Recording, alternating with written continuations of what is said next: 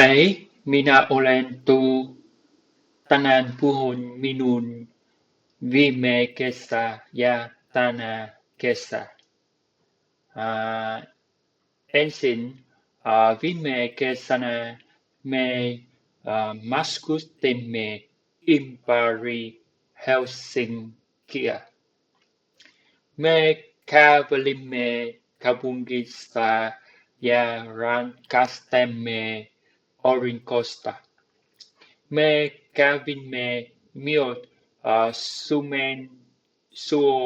Suomen linnassa. Me ajoimme bussilla Porvooseen.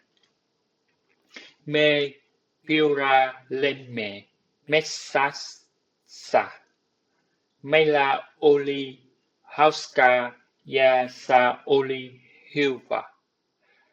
Tänään kesänä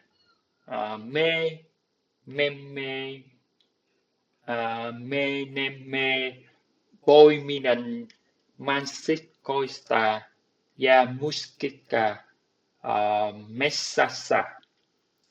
Me pyöräilemme taas metsässä. Me käärimme vihanneksia ja olemme ulkona.